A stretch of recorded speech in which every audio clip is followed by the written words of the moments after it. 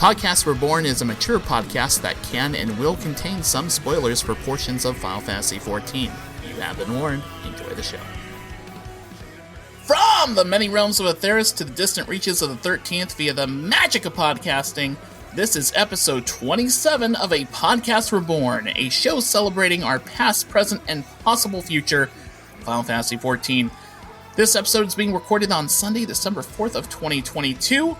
My name is Brian Black, otherwise known as Ro, and with me, as usual, is the old man who has already been sent to Wamhalla and is ready to play a College of Swords Hexblade multi-class bard warlock that is a lot to say. Hi, Brandon. Wow, you not only trolled my Twitter feed, you went into the blog post I made a couple of days ago. Indeed. Awesome. Well, guys, I just have to tell you, you're not going to believe this. I just witnessed a Lalafell couple get mugged on the streets of Ul'dah. I didn't think anybody could stoop so low. That's a good one. Well played. That was good. The Lalafell jokes always get me, and I don't understand it. Because Lalafells are inherently funny. And I think making fun of Grahati is inherently funny, but you always get mad at me when I do that. Because he's a precious cinnamon roll that deserves nothing but our protection and love. No, he's not. We've established this. He's a graham cracker. No, you've established this in your own twisted mind. As if I need to introduce her now, but I will anyhow. She is the meme-loving Chaos Gremlin who has a better handle on the bra size of power than most artists in the world. Yes, I know that line. I know that line sounds out of context. Hi, Megan. Hi. Okay. I'll just address that then. Fan artists, especially horny fan artists, if you love a character and they have small titty, do not put Big Mommy Milker on small titty character, because they have small titty, and small titty is still good. If you change their body type, does that mean you still think they're hot? I don't think it does. Respect all size of titty and ass. Applicable to Final Fantasy XIV as well. Indeed. Oh my god, whenever I see pictures of, like, I don't know, Y'shtola with tits the size of her head, I'm like, guys, calm down. Calm down. Can I just point out that Megan said she was going to address this, but now it sounds like she's undressing it? Well, Fair. you know, it is what it is. Oh my god. But yeah. Sorry. Oh no, it's fine. Just, you know, it's the size of the titty inside their heart. They have to give your heart a boner. That's how they're your true waifu. It's not the form of the thing that matters. It's I mean, that's part of it, but you know, like, good lord, if you have to draw a character sexy, the only way you can draw them sexy is to give them huge tits and a huge ass, and it's like, I don't know, I'm kind of doubting your skills. Like, there are other ways to be sexy. Come on. And yeah, and in art, posture and posing is everything. Mm-hmm. And canonically, power from Chainsaw Man pads her bra. I know that it looks like she has big tits in a lot of shots, that she is literally faking it. This has been established. New record, not even 4 minutes in, and Chainsaw Man's been brought up. Oh, of course. No regrets. But we do have to watch our time because we have a fourth voice on the show today. Making his appearance for the first time on the show is Arizona Diamondbacks fan, tank of all seasons, and a man who makes it really hard to make a witty intro because every tweet is just another person's retweet. Hi, Cam. Accurate. Welcome to the show. If someone else has said it better, but yes. and for anyone wondering, if Brandon is Godbird Manderville in game, then I'm Julian. I'm just gonna say that. You have a big frying pan and you know how to use it. Exactly. Wow, Cam, I never knew you felt this way about me. I'm flattered, but I'm more scared of both your wife and my wife than I am of that. Mission accomplished. Well, for people who have been following me and my podcasting stuff, Cam, or otherwise known as Tetsemi, may definitely sound familiar to you if you've listened to shows such as Rolling Restart or Azeroth Roundtable. I played World of Warcraft with him on the AIE Guild. As far as I know, you're still playing World of Warcraft, yes? Just came back for Dragonflight. Mm-hmm. You're not the only one. I took a good 6 months off.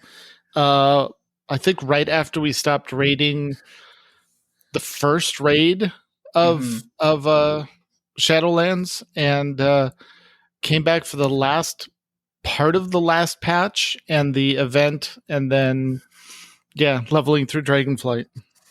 Yeah, we'll definitely bring up Dragonflight in a little bit here, I'm sure, because I have something to say about that. But as we are a Final Fantasy XIV podcast first, I was wondering if we get listeners to know a little bit more about you.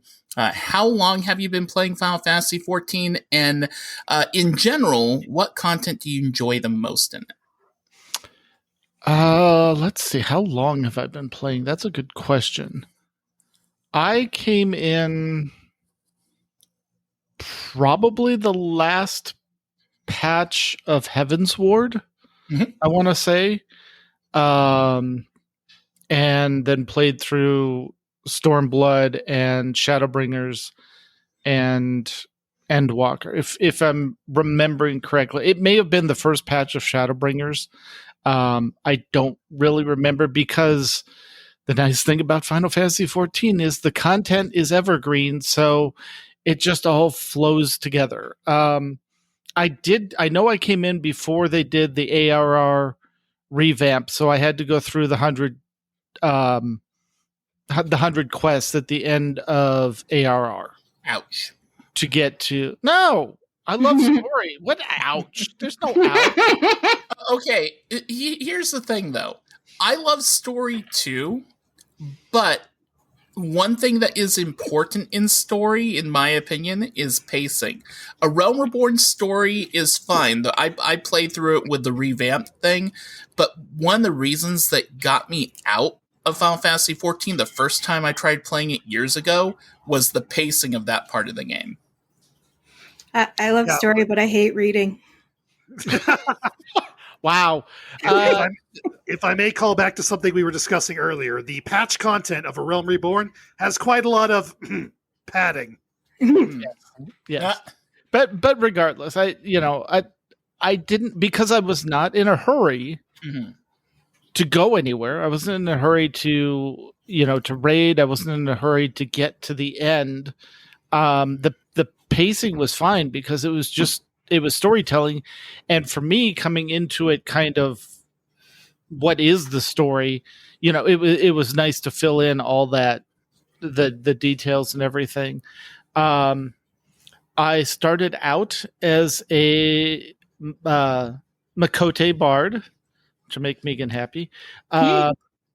However, as she knows, I did Fantasia to a Viera when they were available, because Bunny's best bard. So the Mikote to Viera pipeline is definitely real. It is. But I did save that character's appearance and everything, and I do have it on on one of my alts. So not that I play alts that much, but I'm very much a solo player. I go through the solo, the story solo. I do all the I have all the professions and gathering at 90 because, again, more story. And then I slowly have been leveling up the other jobs because, again, more story. I mean, anywhere you turn in this game, there's story. So if there's story, I will play through it. That is how I play Final Fantasy XIV. This is your bi-weekly reminder from Brandon to do the role quests, people. You gotta, don't you? I gotta get characters leveled up to go through them, but I have my bard and my dancer at 90, Mm. And my black mage is at 80 and will be leveled up next. So those are the three mains I play. I just got machinist to 90 on my main because I wanted to do PvP on her and get the good tombstones. Nice. And I've slowly come to the realization that machinist is the only PvP I am good at and like. You've gone on quite a journey with PvP, though. It's like, I mean, I remember at one point where I think you were just crazy on Monk for PvP, and now we're here, huh? Yeah, I've discovered that I really like just standing in the back making headshots, and I now have the like full like trench coat outfit, so I'm like a little, and I've got the Tommy gun. Glam for my gun, so I'm literally like a little gangster and the sunglasses. and when you're doing machinist PvP, you do a lot of like slowly walking and like cocking a shotgun. It's freaking great. I want to see a picture of this. No, I'm Mikote on my main. Cat Girl forever.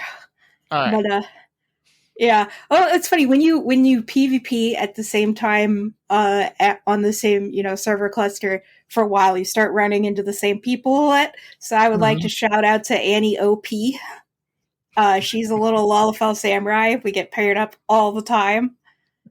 And she's great. And I just, it's like I saw her name and she's this little Lalafell samurai in like fully pink glam with the Moogle samurai sword, just chopping heads off. Great. Annie OP is a great name. Oh yeah, it is. I was cracking up so bad. I'm like, you should have been a machinist, but then we wouldn't be in a group together. Yeah, I was gonna say, with a name like Annie OP sounding like Annie Oakley, she sounds like she should definitely be like wearing a cowboy glam with that freaking 6-shooter pistol glam. What the heck is it called? Revolver of the One. Oh yeah. Oh man, I do machinist and sometimes I do sage. And in stage right now, I have full Hildebrand outfit with the guns. The gun noliths, a little revolver nolith. So when they introduce the art contest weapons for Sage, the ones that look like silverware and stuff, are you going to go full maid glamour for it? Oh yeah, totally, definitely. Oh man, like it's. I am glad that we can't talk in PvP because I really think that adds a lot to the non-shit experience. But I would have loved to be able to be like, eat your medicine, like spoons and stuff. But yeah, well, what's funny about not being able to talk is that people you still communicate, but with like derpy emotes, like all the like doing like waving at them, or like casting sparkles on people, and just like of course the classic jumping. But yeah, that's basically all I've been doing is logging on, doing my island stuff, and queuing for PvP. That's pretty much it. Well, got that answer out of the way already. One thing I do want to ask you, Cam, before we find out what you and Brandon have been up to as well. We've kind of already answered this, I think, an episode ago for us, but what are you looking forward to most in 6.3? And if it's story, I understand that story is probably big for you. What specific story details might you be interested in? That's a good question. I'm definitely interested to see what the 6.3 gathering / crafting tribal quest is going to be. I think that's coming in 6.3, right? It should just be crafting. It's just crafting because Omicrons are just gathering. Right. Yes. So it's probably going to be the bunnies. So shenanigans will ensue. Yeah. Well, it's got to be better than the Namazu. We'll get to that. Yeah, I'm looking forward to that, and I just want to see where this story is going because I want more Zero. Zero's my hero. Zero is the best. Definitely top tier waifu. Yeah. Agreed. Probably the best character to be. Well, okay, I may offend Graha Tia fans when I say this. I apologize, Graha Tia fans, but don't apologize to them. I don't dislike Graha, but I would say that Zero's probably the most interesting, like, main-ish character addition to the story since Estinian. Estinian's a very strange case, I will say. We spent a lot of time with him, Dragon Song War and all that, and then he just kind of fucked off for a while. Mm-hmm. And I don't. He had to work through some things. Yeah, he came back a lot less grumpy. I'm glad for that. I've really enjoyed his company now, especially in the last couple patches, because I really thought he was being a dumbass when he bought that map, and he was like, "Oh, underestimated did you?" And I'm like, "Yeah, actually."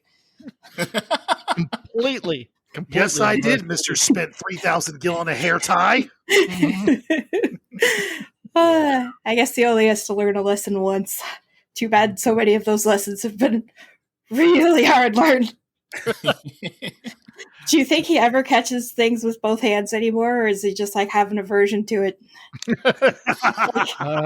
Like if you throw two balls at him, is he just gonna like knock one out of the way? Yeah. Not touching that one. Estinian has an aversion to balls. Estinian has an aversion to using two hands when playing with the balls. Oh dear. Oh my. Poor Emmerich. Also, I just want to point out that everything you just said about Estinian is doubly true if you leveled through ARR as a Dragoon. Because, oh my god, was he fucking annoying leveling Dragoon. Yeah, I've done the ARR Dragoon quest at least, and I just remember whenever he would show up, I was like, this fucking guy. And now you're like, hey, it's this fucking guy. What's up, bro? Yeah. I guess Estinian just needed like a little brother to mentor or something. Or he needed to hang out with Gaius of all people. Was he like, this is the road I'm gonna end up in if I keep being a grumpy asshole? Pretty much, yeah. And even Gaius softened up a little bit. Mm-hmm. Well, yeah, also we like met all of his random ass children, yeah. And murdered most of them. Yeah. Let us not cool. forget that. But we're cool still. Yeah. We had to, man. Yeah. Also, it was so funny at the end of that quest line when the last kid dies and he like gives you the core and he's like, give this to the last sister that's alive.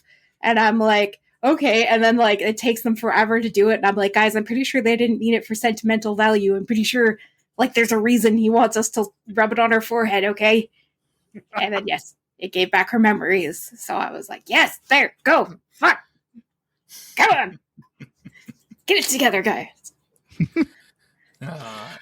I'm also looking forward to, because I just remembered about it. I've been spending time daily on my island, making lots of island money, island currency, and so I'm have it max ranked. Company store money.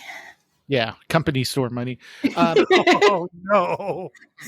Come on, we all know that's what Tara's got going. And that's I want to see. I want to see what's going forward, what the story or the catch is with this whole island. So yeah, because we've had that freaking Moogle, that notification Moogle, I think was used once in the entire life of the island. And I'm like, okay, they wouldn't just put an NPC there unless that thing's going to be more important going forward. So.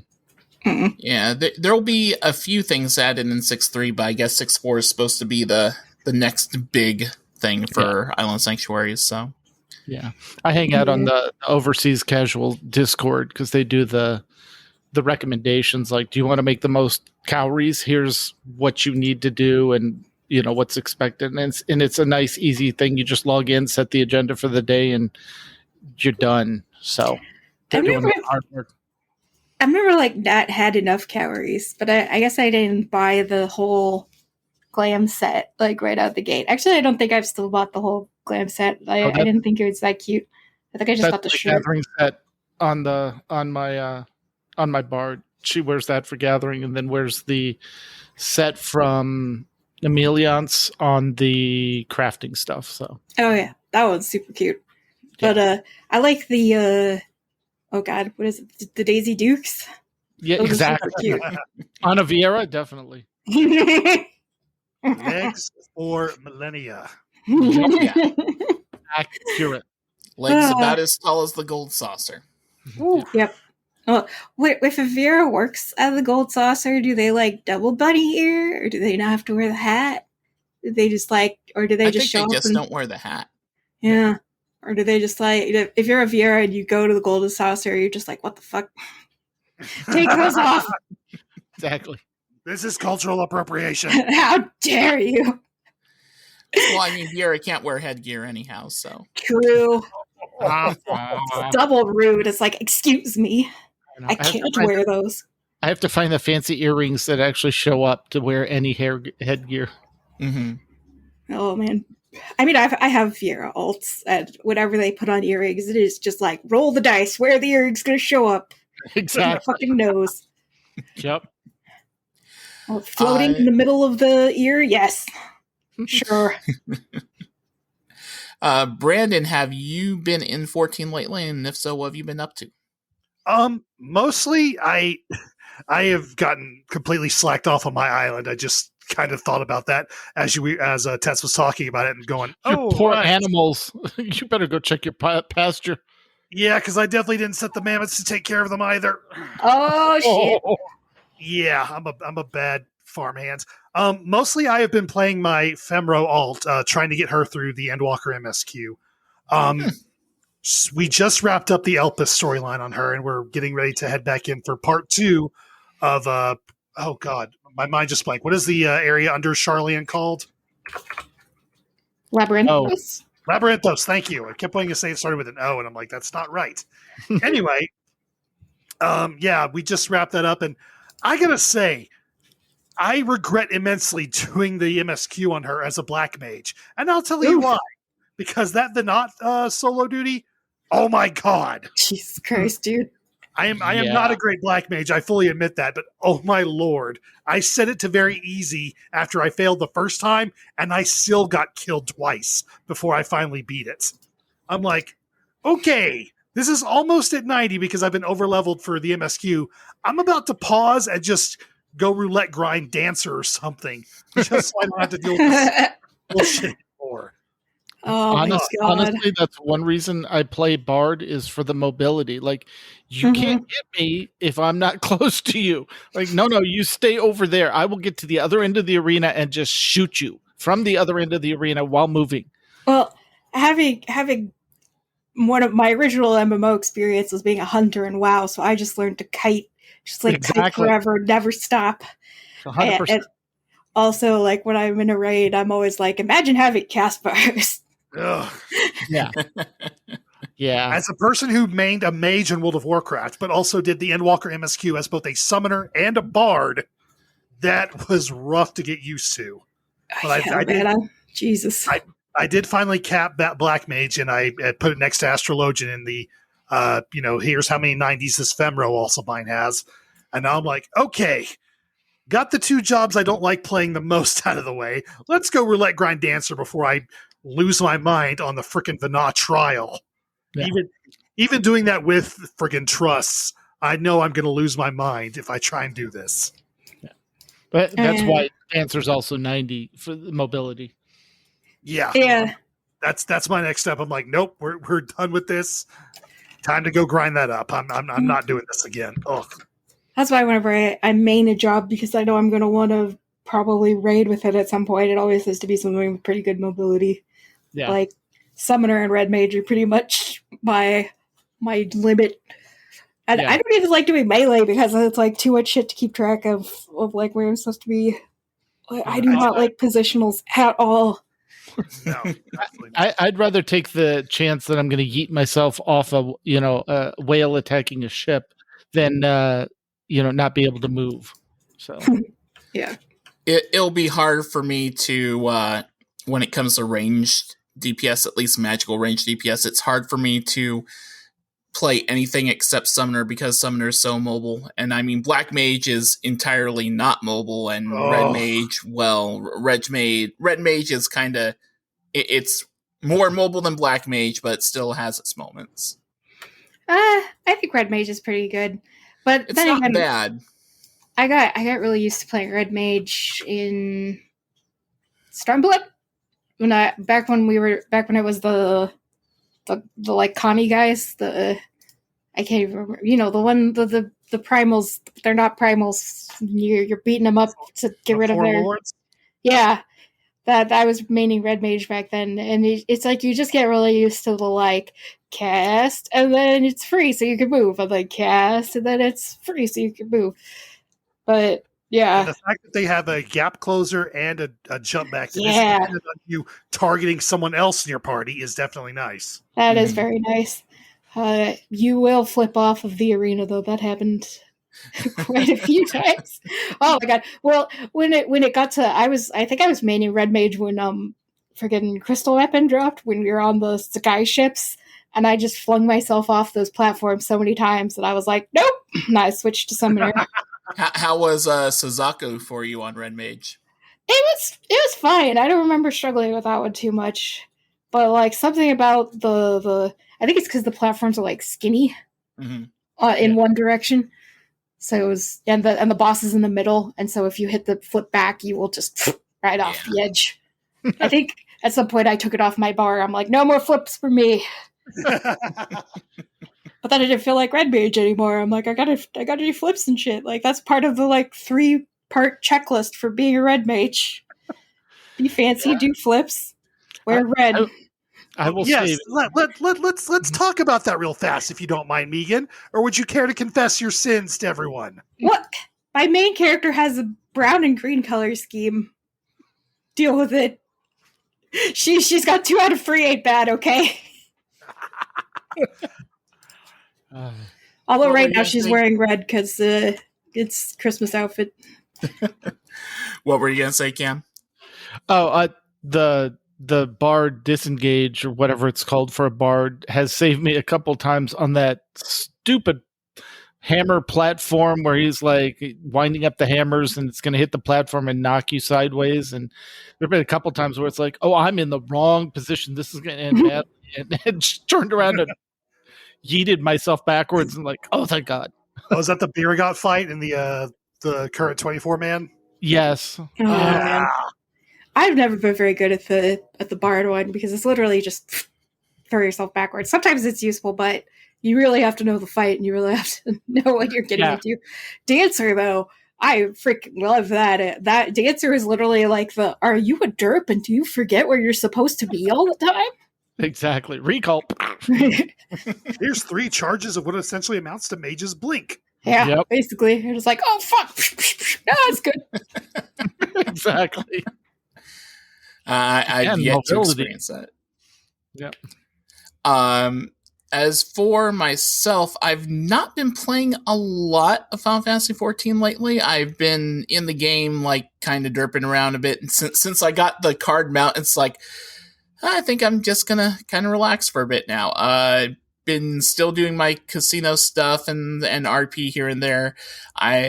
I realize now that because we're roughly within a month of 6.3 coming out, that I need to start working on maxing out my tomestones for that. So the next few weeks, I'm probably going to be doing roulettes a fair bit just to make sure I cap out on tomestones and everything. Just do PvP, bro. Just do... Oh, what? To get the astronomy? Your tomestones. Do murder. I suck at PvP, though. Find what you're good at. I don't know if there is one I'm good at in PvP, but we'll see. I don't know how to explain to get better at PvP. Murder is good. Yeah. Run away a lot. Hide around corners. If things are going badly, book it. So, Ro, I'm curious. What exactly are you wanting to stockpile tomestones for? For whatever I need them for when 6.3 comes out. All right, fair enough. Because I honestly don't remember what a Alliance raid patch gives in terms of tombstone stuff. So I was just curious and looking for a reminder. If I end up not needing them for anything, then that's fine, and I will spend it on gear for an alt or something like that. But all my gear is crafted gear, and I haven't really gotten any tombstone gear that's, the highest tombstone gear that you can get right now. So I can still use it on that. I've just been, because I don't do savage rating or anything like that, I've just been going off of crafted gear and the 620 weapon, and that's been enough. But yeah, so just been kind of doing a bit of that. I feel I'm kind of learning the rhythm of 14 as far as just the cadence of when things are busy and when things aren't. And so, although I haven't been playing a lot lately, I have been grateful for the time that I have to play other games, to do other things, to do other activities. It's that whole freedom of, hey, I can do other stuff, and it doesn't feel like I have to go into the game and do something as a chore every day or every week. The kind of patterns and stuff that I'm used to from playing World of Warcraft. Mind you, there is a new World of Warcraft expansion. And over the past couple of weeks, not only did it release, but a few days before the release, some very generous and kind people linked to Bonus Roll Productions were able to gift me a key for Dragonflight. I think they want me to do a WoW podcast again. I don't know. Oh no! Oh my god! Oh my god! So I did. Excuse me a second. I need to fire up our Discord. I'll be right back. I did the pre-release event for Dragonflight, and it was okay, but it was nothing really new or crazy that I haven't seen, and there wasn't much story behind it except, elementals are attacking the land. What? That was Cataclysm. Yeah, well, I mean, also think about Wrath of the Lich King. Oh no, the Scourge are invading, and then that was Shadowlands. freaking badass, oh no, man. The Scourge are attacking. Was it really a Scourge again? Well, Shadowlands one. I gave up at the end of Battle for Azeroth. We literally logged back in the last couple months of BFA just to see how the story wrapped up, and we were like, well, still dumb, and logged off and never came back. And then when Shadowlands was happening, we were just watching war reporting practically, all the details that were coming in about everything that people were putting up with. We were like, oh Jesus, guess we got out with getting was good. So having Dragonflight now, and I paid for a month sub, so I technically can log into Dragonflight. Whatever. I haven't done any leveling. I did make a Drakthir character. Ooh, is it ugly? The Drakthir, the amount of customization that you can do with it is stupid, freaky, crazy. Oh yeah, that thing has more customization than any MMO game I've ever played before, and the Drakthir customization, in a way, makes me irritated that other races don't have that level of customization. Yeah, 100%. I was gonna say, WoW has notoriously crappy customization. Yeah, this is on the level of it's still below all the stuff you can do with the Final Fantasy XIV character generator, but it's a lot. Mm-hmm. It's a lot. Man. See, when I saw that it was going to be Dragon People, I was excited until I saw what the Dragon People looked like, and that kind of killed that for me. But you can do a fair bit with it. I mean, the general silhouette and stuff is still going to be more or less the same. But as far as their look and appearance, I will say I found something that worked for me. I created one that looks like it could belong to the Infinite Dragonflight just because I'm that asshole. Well, I might be wearing the raid armor from a certain raid in Dragonflight. Oh yeah. With his jaw and his claws on the shoulder and the scraped shield.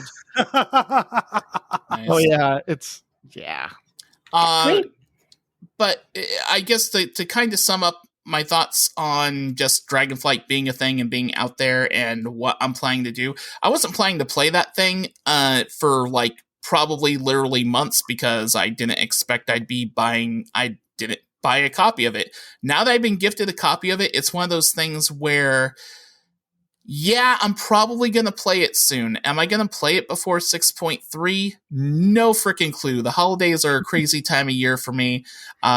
Between work and other things, there's still other games that I'm playing right now. I'm still got God of War Endgame I'm working on. There's a couple other things on the side I'm working on. So it's now far more likely that I will play Dragonflight, at least the leveling stuff, within the next few months, but still not something that I'm breaking down the door to play. I'm not a WoW hater by any stretch of the imagination. Everyone who's playing WoW right now, playing Dragonflight, I hope they're having a kick-ass time.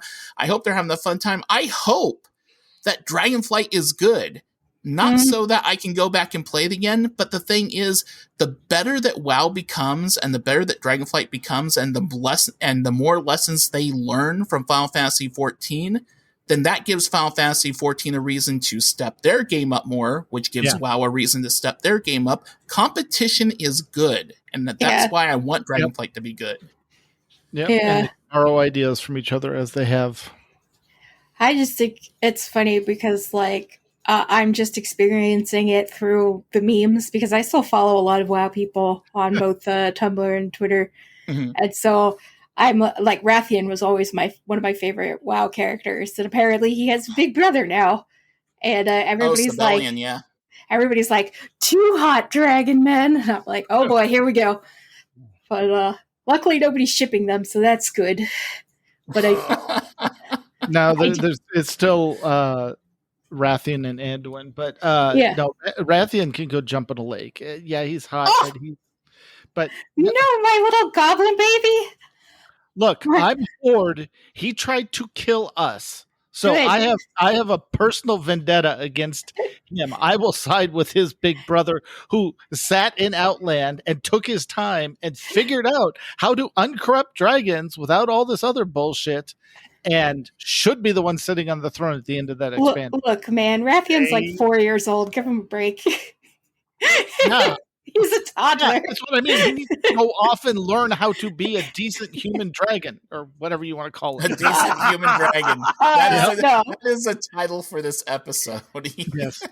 I do think that it is good that they have given him like an older brother straight man. That is the dynamic I have gleaned from the fan art.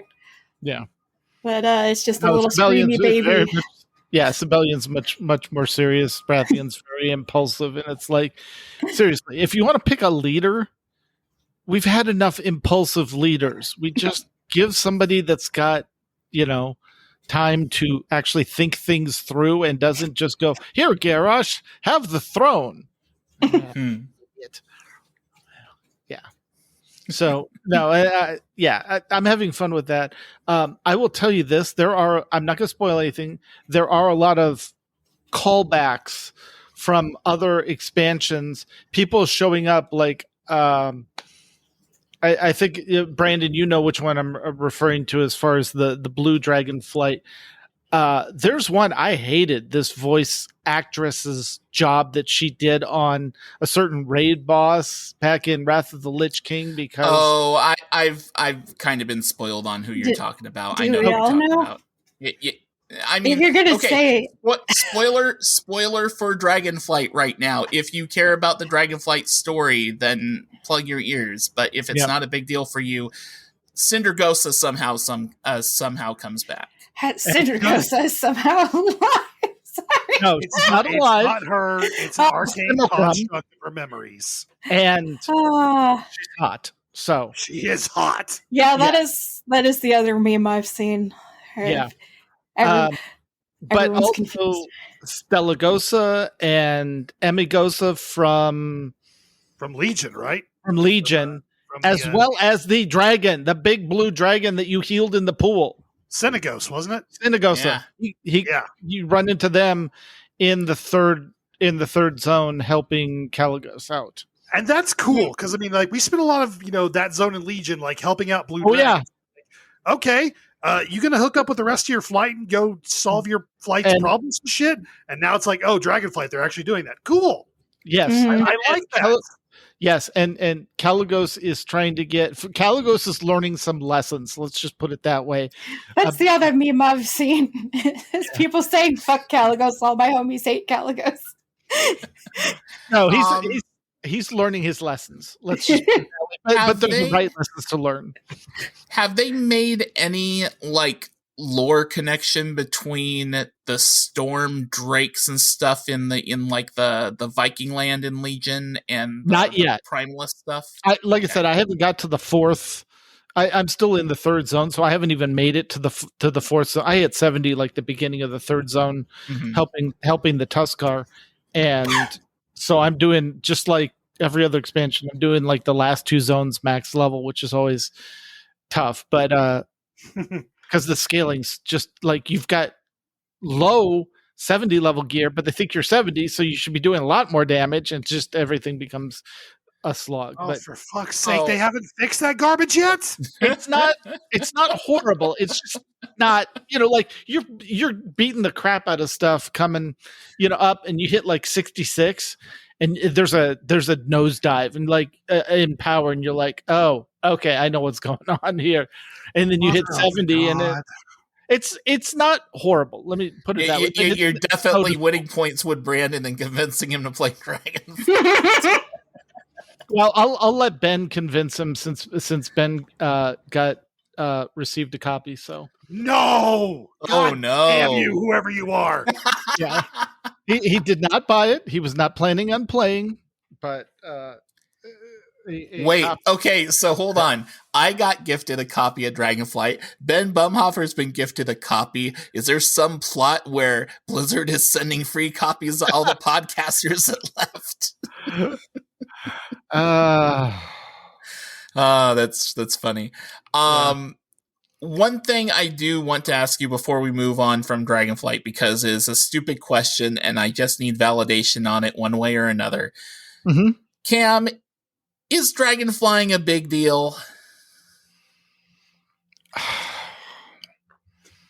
Is it a big deal? It's your main way of getting around longer distances and the verticality that they include because it's, of stuff. So is it a big deal?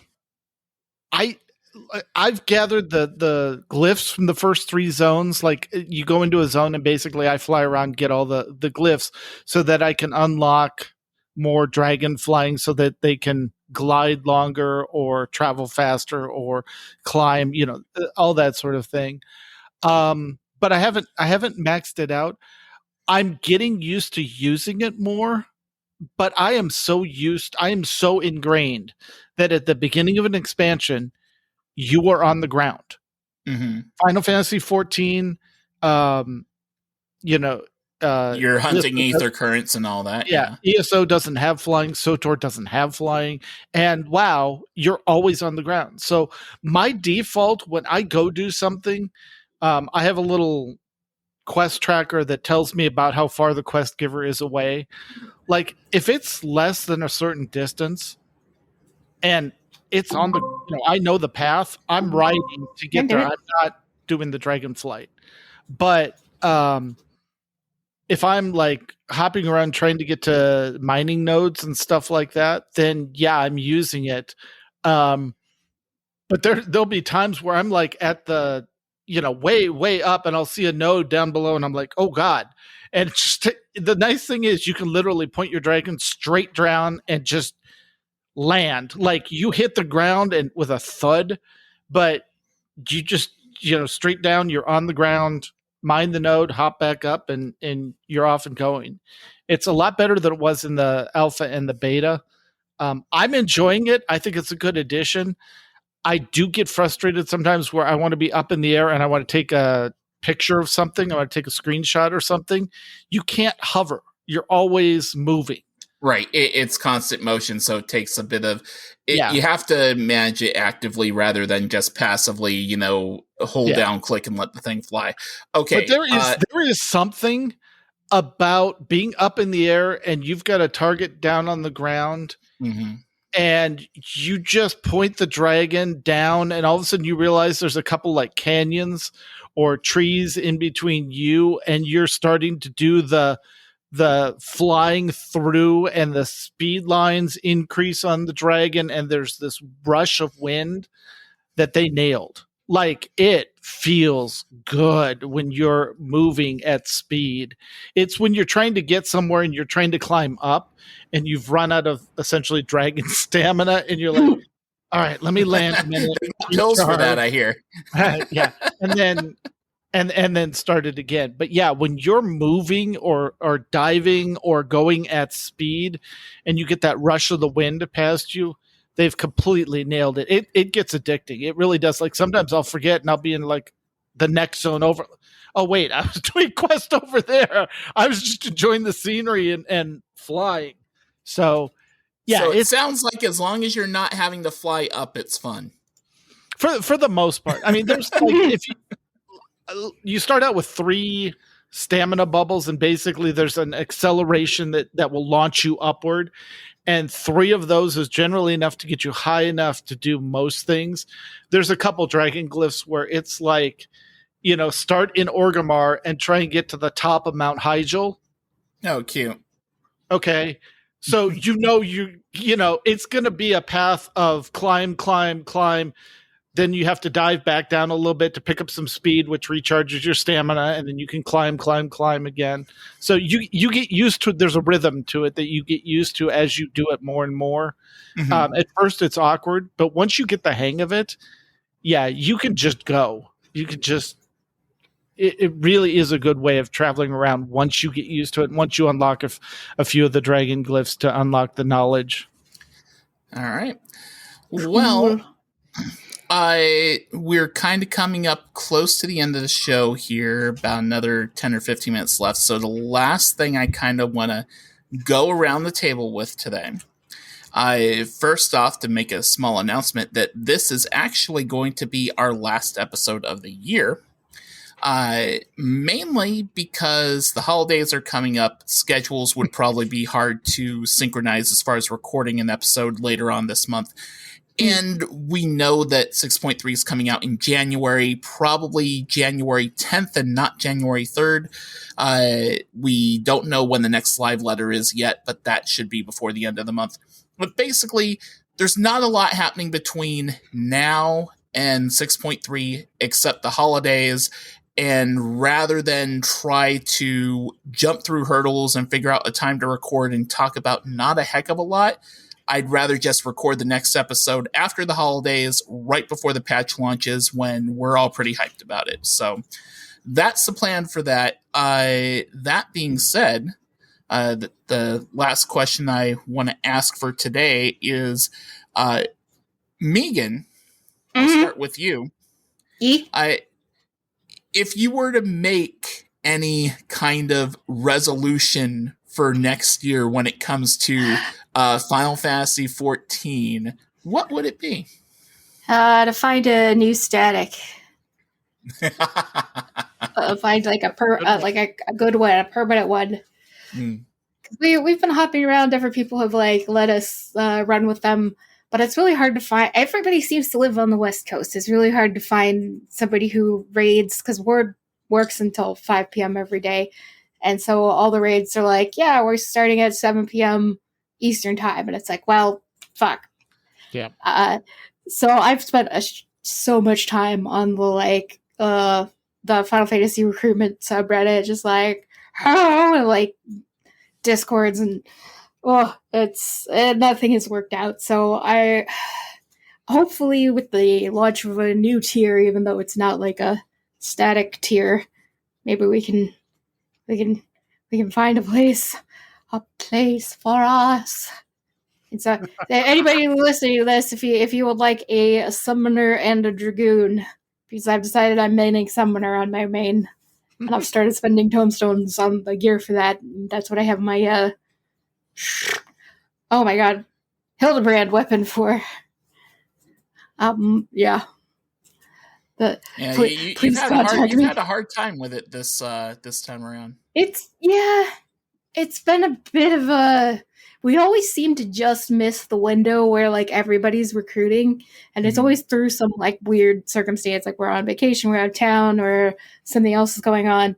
Like as soon as we start looking, it's always like, "Hello, yes, you should already be like on the second to last boss and have like 10 eye levels higher than you have, and also." I don't know. Where are all the West Coast people? Where are you? Does nobody raid in California? Please. No, we're so used to on the West Coast. We're so used to being on East Coast time anyway that everyone just deals with it. Well, yeah. And it's like, and it's always like, I can always find things that work like for me, but like, I don't want to raid if I'm not raiding with Ward.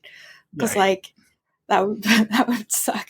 And also it'd be super shitty if like I was in the middle of a raid and Ward's like coming home from work and he's like, "Oh, well, I hope you're having fun." I would feel like such a dick. There's no way I could do that.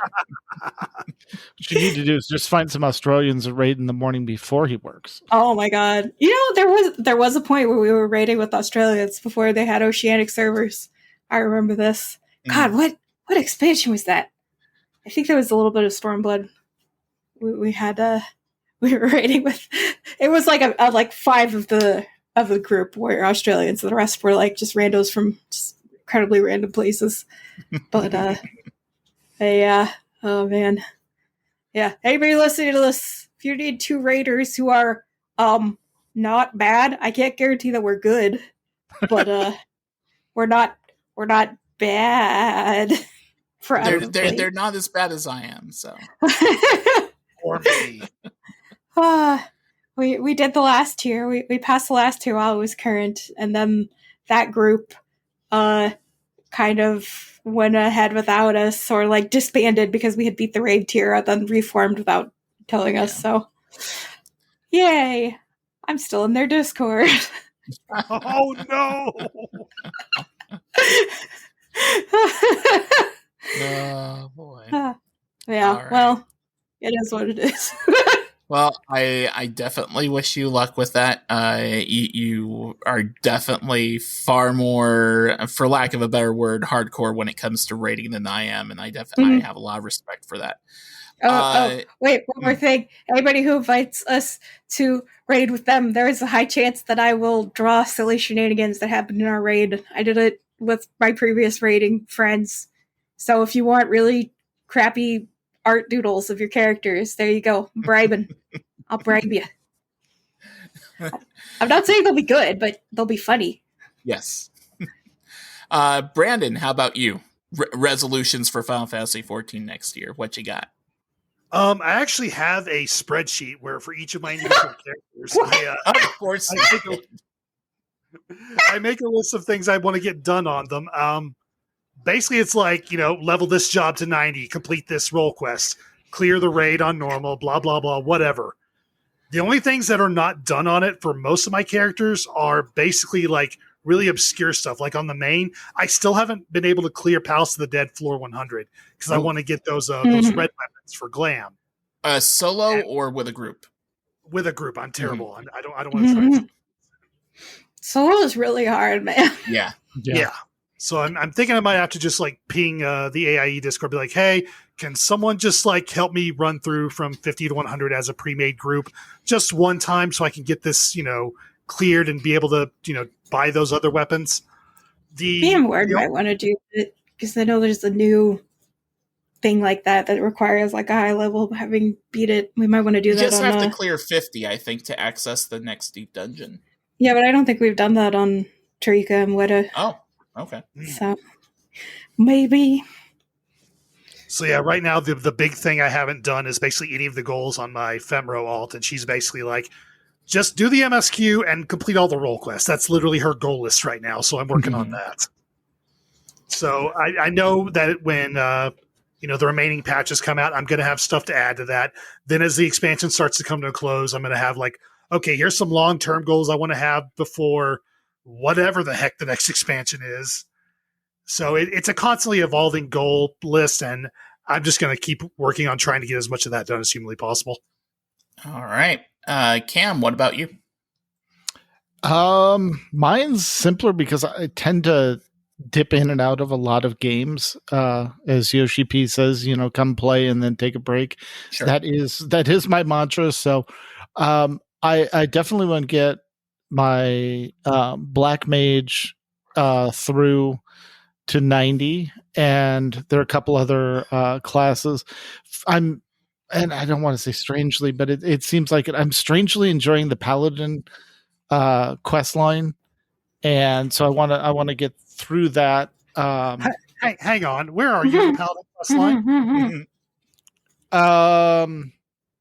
58, 59. I'm almost there.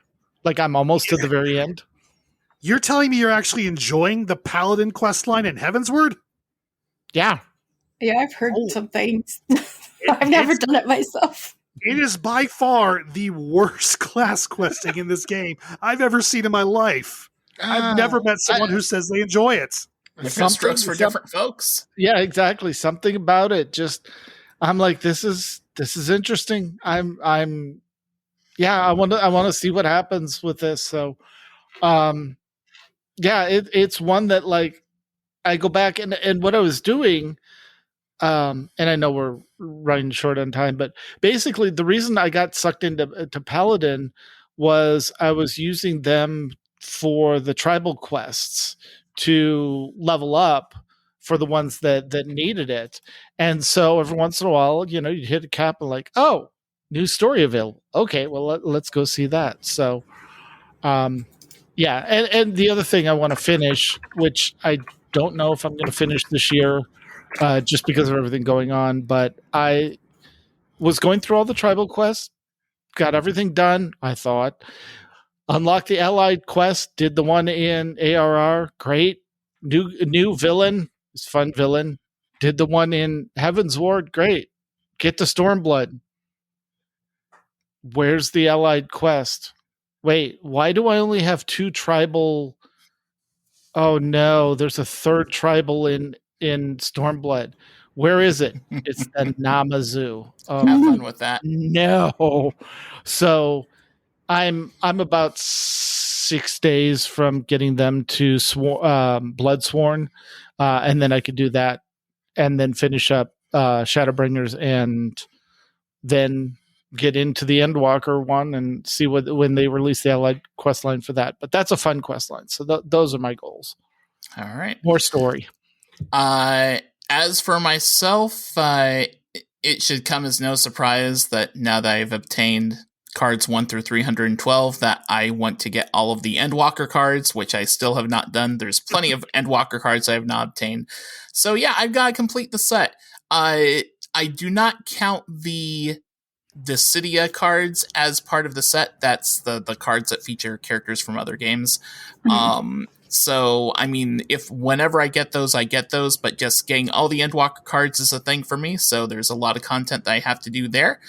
I also plan to have a healer at 90 that's not Scholar, because Scholar's technically at 90, but I want to learn how to heal, and how to heal in such a way that I can queue for a dungeon on healer. I'm not really concerned about healing raids and such like that, but I want to learn how to play a healer correctly and be able to queue for roulettes as a healer. So that Scholar's is not bad for me. Yeah, Scholar's one I do a lot. Yeah, that was. I mean, like, if you're just doing not scary content, but right. If you just spam heals, it's fine. Like you probably won't run out of mana, or if you do, you can just like do the lucid dreaming, yeah. And plus Scholar is like really hard to run out of mana with. So well, then it might end up being Scholar, who knows. But yeah, those are kind of big goals for me. And they aren't the biggest of goals and stuff like that, I know, but still, they're goals. Also, just get through the MSQ and get through the story that's going on. And if I can achieve getting tickets for FanFest, I guess I'd say this is also a goal of mine. Going to FanFest this year would be an amazing thing. Oh, yeah. That's a big one, too. Yeah. I really want to go. All right. Well, Cam, thank you very much for being on this episode. An hour goes by very, very quickly, and I'll definitely be happy to have you back on the show. Where can people find you as far as connecting with you in other ways? I know you do a little bit of podcasting yourself. I do. You can find me on Twitter. The best place, though, is the AI Discord. If you go to ai-guild.org, you can go there. And coincidentally, we are recording our year-end wrap-up podcast in about an hour and a half. And I'm going to wrap up all the games that we're in and sign off for the year because, we don't want to podcast during the holidays. Trying to schedule anything is ridiculous. So we'll be back in January on that. We record usually every other week with video and audio. So come see us hang out. Alrighty. Megan, where can people find you? You can find me on Twitter at CatMomMegan. That's got a link to my Tumblr where I'm most active right now. And also a link to my webtoon, which has not been updated for a while. But I promise I'll get around to it. I have another project I'm working on right now. Oh. All right. And Brandon, how about yourself? Still haven't abandoned Twitter. So twitter.com/thebmatt, BMATT. There's a link in my bio that's got links to everything else I've got going on, including our D&D podcast, +5 to hit, which is getting crazy, and I cannot wait for tomorrow because we're recording another episode. Yeah. Yeah, the party needs some rest real soon, I think. Yeah. Party's got it kind of rough right now. Yep. I mean, I'm playing a warlock. I live and die by short rest. Come on. Help me out, please. All right. As for myself, you can find me on Twitter at PodcasterRo. That's Podcaster RHO. You can find this show on Twitter at A Podcast Reborn, and you can email us at apodcastreborn@gmail.com. You can also find us at bonusroll.gg. We are part of Bonus Roll Productions. Make sure to check that site out. Check out the shop, too, and you can get a Podcast Reborn t-shirt, much like Brandon has not too long ago. Lots of great stuff there, including the podcast directory. Feel free to check out that podcast directory and leave a review about our show. The theme for our show is from Alex McCullough. Do check out his YouTube channel for some more great music. Link to it can be found in the notes for this podcast. And, of course, that music and any other Final Fantasy XIV derivative music you hear on the show belongs to Square Enix, and no copyright infringement is intended. That is going to do it for us for episode 27 and for 2022. We will see you next year, or rather talk to you next year. For Megan, for Brandon, for Cam, and of course for Her Royal Highness Butterscotch, this is Brian Black. Until next time, may your loot rolls be high, your glamour fantastic, and your duties always complete. Brandon. You know, guys, I actually, while we were recording, I tried to buy the leadership attire off the Mog Station, but it turns out you can only lease it.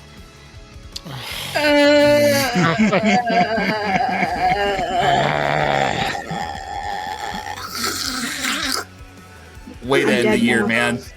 I'm dead. Way to end the year. Thank you very much. At least it wasn't about Grahatia. Oh my god! See you next year, folks. Bye. Bye. Bye.